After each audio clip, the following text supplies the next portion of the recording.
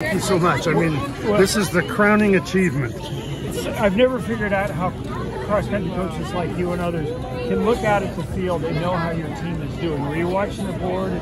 Tell me. No, I was actually out on the course. Now, some gentleman came up and said, okay, well, this is where you are, and you're in third. I think it was at the 2K mark. And I said, okay, well, we're not going to move until 4K.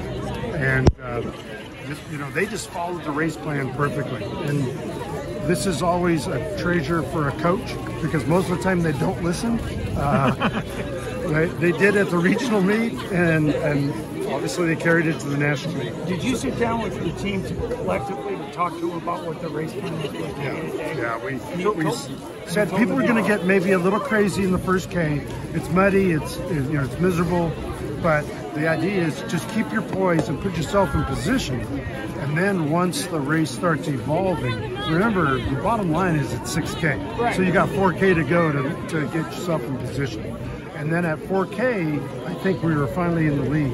And then it was just telling them, okay, now hold your position. And if you can run people down, that's a benefit.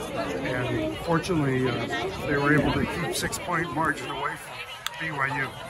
When you saw that last 2K unfolding, were you pretty confident that you were going to come out on top? I knew we were going to finish strong.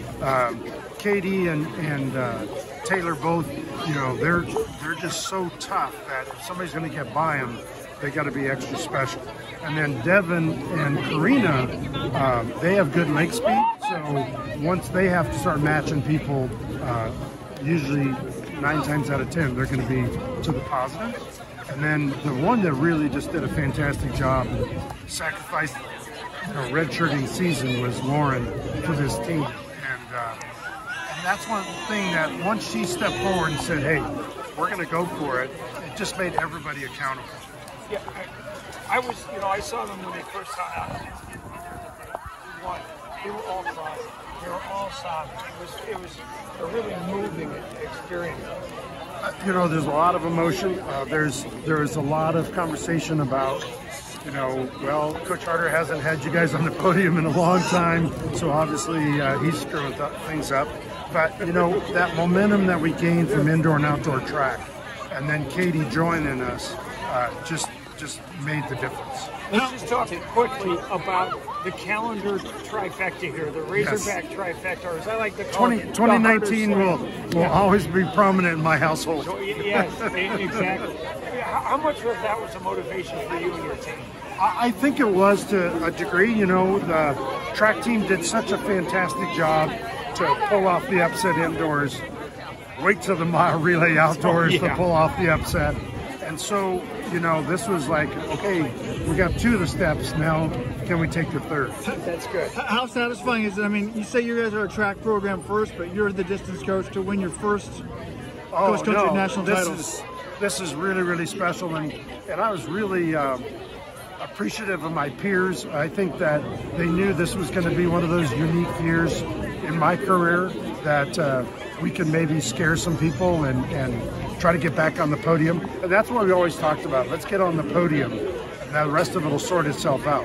What color the medal is, we'll let that evolve. So you said you knew that they were close well, but you ended up winning by 6 points. So how did you find out? Where were you standing? Were you standing right by the scoreboard, or how did you find out? I was out at 4K, then it hit 5K, and then I was just darting across, and then somebody that had one of the phones said, hey, I think you guys won it. And I was like, okay.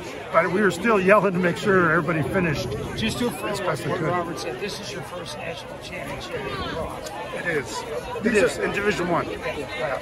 So do you ever see John McDonough? Is he ever around? What does he say? We do. And he's always, he's been a great mentor, and unfortunately he's in poor health. And so when we get a chance to visit with him, you know, he always loves somebody that wins, and because that's his second nature. And so I look forward to going back and seeing him and sharing that trophy.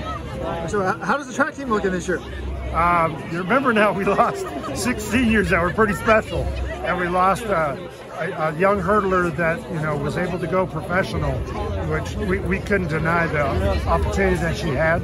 So we're going to have to refill, and but I think we might surprise some people. Well, enjoy this one. Congratulations. Thank you. Oh yeah. I'm so sorry.